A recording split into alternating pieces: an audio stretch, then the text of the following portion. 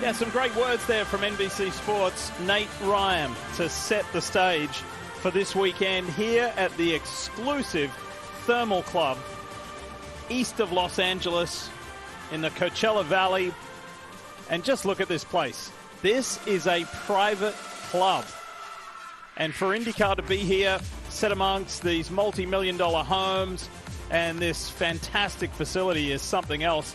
Good afternoon, good evening, wherever you're watching. Hi, folks. Lee Diffie along with Townsend Bell and Kevin Lee. Hinch, James Hinchcliffe will join us tomorrow along with Marty Snyder for the rest of the weekend as well. We'll have the whole family here ready to go for Sunday. But this is a non-championship points race. It is a combined test session and a thriller on Sunday in the $1 Million Challenge. And here's where we are. I mentioned east of Los Angeles. We're in the home state of one T-Bell. Indeed we are. You've heard of Coachella. Well, just about 10 miles away is this, the Thermal Club. Private pavement for its exclusive group of members and their amazing homes that surround this track. This 3-mile section is only part of the total track that's available here, but it is plenty for the IndyCars to test man and machine. 17 turns in total. This section right here, 10 through 13, incredibly high G's. We call that the S's. And then the high-speed back straight or second straight leads into this, the triple-hander to finish the lap.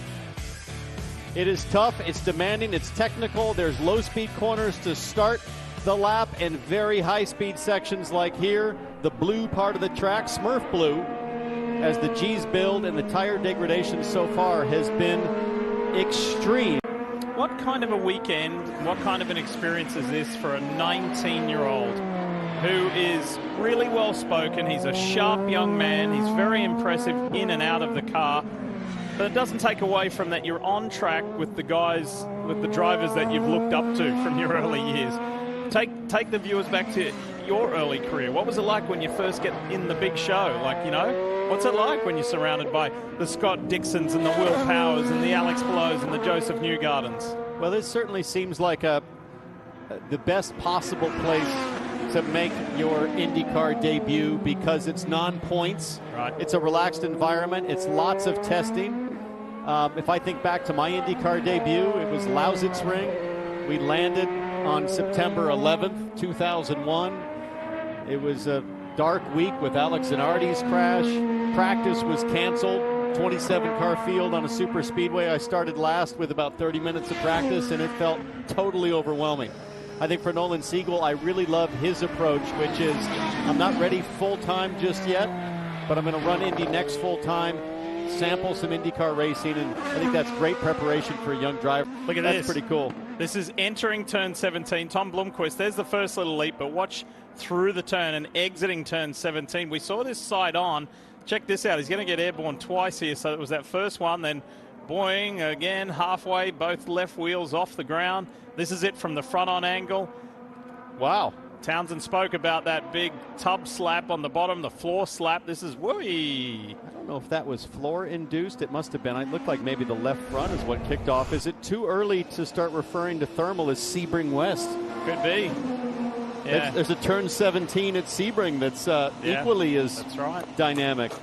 Here's another great story. Juncos Hollinger Racing qualified, fifth with Grosjean and St. Pete. And here is, I think there is something that the left front's hitting, but if you had to maximize radius, that's the gold standard right now. Watch the left front here. This is the biggest one we've seen exiting turn 17. Right here. Boom. Whoa. And that is at what? What speed? Well, fourth gear was what Rossi said, so you're probably 130, something like that. That is a big deal. Wait till we get into race mode, qualifying mode, and race mode.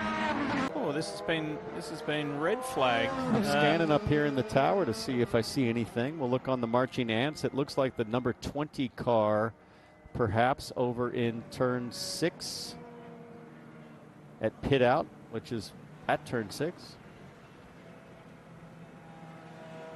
Christian Rasmussen. He's going to need some rescuing. Clock will continue to run, and they'll have to come recover the 20. We haven't gone for a ride in a little while, so why don't we stay with Graham Rahal here, turn up the volume, go for a ride. This is Thermal.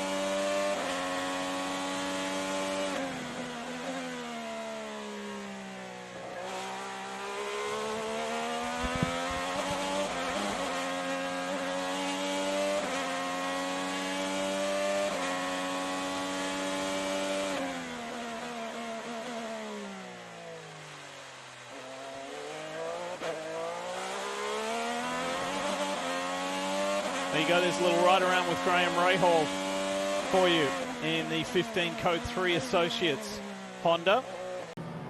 I was biting my tongue there, Kevin, as Kyle Kirkwood was sending it through 17, and I thought for a second he was going to totally lose it and hook into that inside barrier. Watch this. This supersedes Grosjean's one.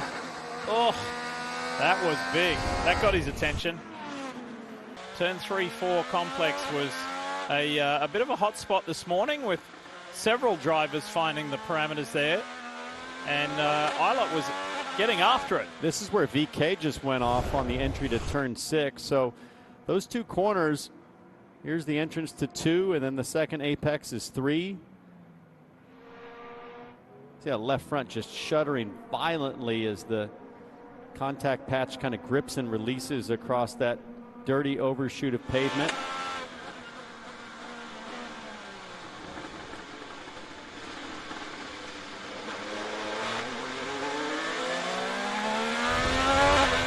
Man, if you're battling to hold on to that 6th place in a heat race on Sunday and that happens, you're going to lose tons of positions. There's a lot going on as we get a replay of the number 12 Horizon business car here from Will Power. Just a little wide exiting turn 6 onto the long back straightaway there. The curbs here, David, are pretty unforgiving. Like, it seems like if you get out there and pick up that chatter, it's going off. Yeah, there's been that's kind of the talk that we've had back in the pits. Anytime you get on that curb, it just sucks you out, and it just does not want to get you on the track. So there's a bit of a limit, and obviously everybody's trying to find it. It's the best time to do it, and go off now and before qualifying comes. As we see a replay from the number 5 Pato Award. What have we got here? Whee! Pato Award sideways, and then sideways some more. MotoGP style, backing it in. Turn 14. Graham Rahal, same turn. Different situation though, a locked left front. All right, it exists. Let's go for a ride. Love this view. Pato Award. You've got the track map there to learn where it is. Let's go for a ride. Let's do a lap with Pato.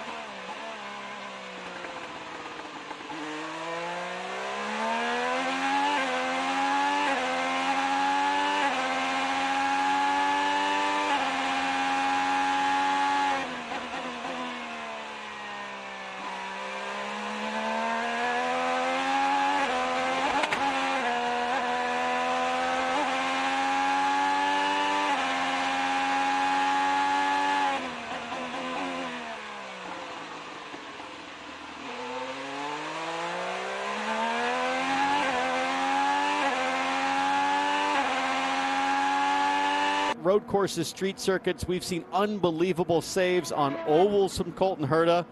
Probably no saving that Firestone. That left front is absolutely smoked.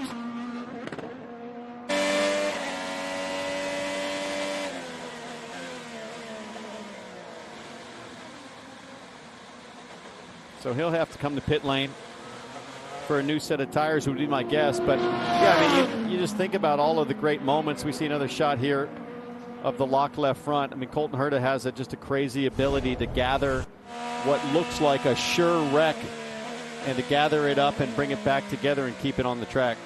There's going to come a time where we'll see Tom feature. This is Pietro Fittipaldi.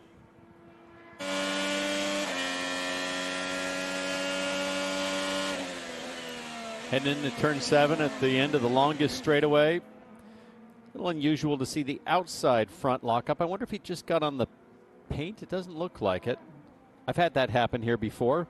Don't realize the white-red paint at the edge of the track can lead to some lockup. At turn 9, I think it might have. Whoa. That was a high-speed section of the Sure racetrack, but a brilliant job to keep it on the tarmac.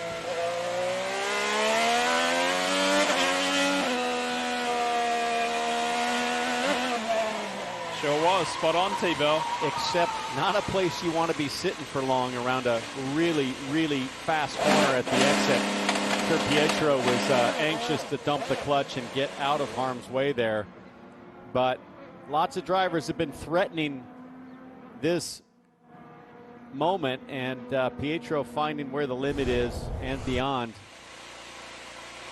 As we see the guy who has rocketed to the top with 39 minutes left on the clock. That is Rinus VK. He's cranked out 17 laps and has just logged the fastest one of the afternoon. Got to think we're going to start to see some stickers come on and everybody try to squeeze out that one fast lap in preparation for qualifying tomorrow afternoon. They still have to conserve tires, I think, to take advantage of practice tomorrow, testing tomorrow. But VK at 40.2, just in front of Christian Lundgaard within the same tenth of a second. Check this out. Callum Eilert, the NTT Data Chevrolet for Arrow McLaren. A little back end dancing.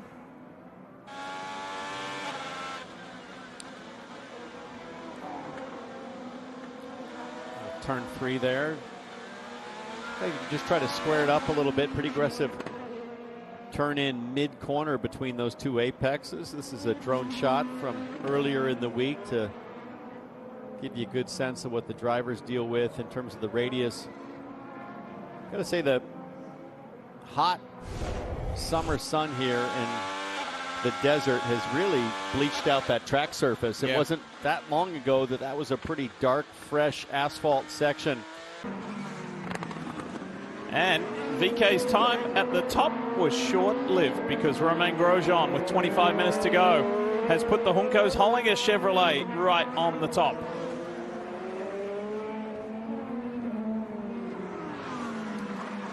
And as soon as I see that time, I look to track temp now at 1:14. So coming down. Strong correlation between pace and track temp. And there'll be a strong correlation between pace and cash on Sunday as you see the purse breakdown once again for the $1 Million Challenge. $500,000 to the winner. And you don't even have to answer any trivia questions. All you have to do is drive.